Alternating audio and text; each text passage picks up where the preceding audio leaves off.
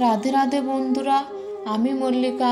আজ আমি আপনাদের এই ভিডিওতে বলবো গলায় তুলসী মালা কেন 3 প্যাচ দিয়ে পরতে হয়, 1 প্যাচ দিয়ে পরতে নেই কেন।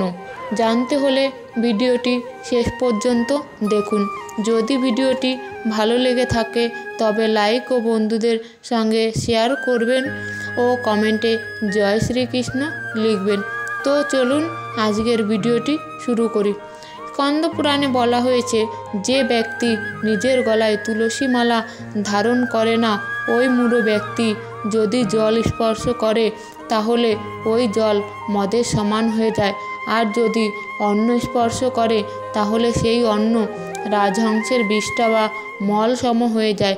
তাই প্রত্যেক মানুষের গলায় তুলসী মালা পরিধান করা একান্ত কর্তব্য। পদ্মপুরাণে বলা হয়েছে, যখন কোনো মানুষ গলায় তুলসী মালা ধারণ করে স্নান করে, তখন ওই তুলসীকে স্পর্শ করে জল সর্বাঙ্গে স্নাত হয়, ওই ব্যক্তির এই পৃথিবীর সর্বতীর্থ স্নানের পুণ্যফল প্রাপ্তি হয়ে যায়। শ্রীল ব্যাসদেব পদ্মপুরাণে এই সত্য লিখেছেন, এতে কোনো সন্দেহ থাকতে পারে না। এইবার তুলসী মালা কেন 3 প্যাচ দিয়ে গলায় ধারণ করা উচিত তা নিয়ে আলোচনা করা যাক। শাস্ত্রসম্মতভাবে গলায় 3 প্যাচ দিয়েই তুলসী মালা ধারণ করা কর্তব্য, কারণ স্মৃতিশাস্ত্রে 3 প্যাচ দিয়ে তুলসী মালা ধারণ করার কথা উল্লেখ করা হয়েছে। 3 প্যাচ দিয়ে তুলসী মালা ধারণ করার সময় 3টি প্রতিজ্ঞাবদ্ধ হতে হয়। 1. প্রথম প্যাচ দিয়ে বলতে হয়, আমি নিজেকে উদ্ধার করিব হরিনামের দ্বারা। 2. দ্বিতীয় প্যাচ দিয়ে বলতে হয়, আমি আমার পরিবারকে উদ্ধার করিব হরিনামের দ্বারা। 3. তৃতীয় প্যাচ দিয়ে বলতে হয়, আমি যাহাকে দেখিব তাহাকে বলিব হরিনাম উদ্ধার হইবে সে হরিনামের দ্বারা।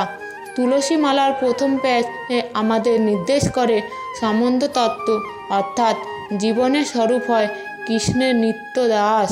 কৃষ্ণের সঙ্গে যে আমার নিত্য সম্বন্ধ রয়েছে, সেই সম্বন্ধকে স্মরণ করে গভীর প্রেমের বন্ধনে আবদ্ধ হতে হবে।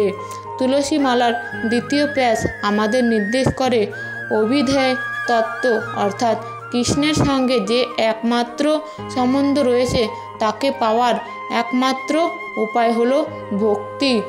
সমস্ত বৈদিক শাস্ত্র তাই ভগবৎ ভক্তির পন্থাকে অভিধেয় বলে বর্ণনা করা হয়েছে। তাই এই তুলসীর দ্বিতীয় প্যাচ দিয়ে আমি যেন সেই ভক্তি লাভ করতে পারি। তুলসী মালার তৃতীয় প্যাচ আমাদের নির্দেশ করে প্রয়োজন তত্ত্ব। সমস্ত জীবের একমাত্র প্রয়োজন হলো কৃষ্ণ প্রেম লাভ করা। আশা করি বন্ধুরা এই ভিডিওটি ভালো লেগেছে। যদি ভালো লেগে থাকে তাহলে লাইক ও শেয়ার করতে ভুলবেন না। আজকের মতো এখানেই শেষ করলাম।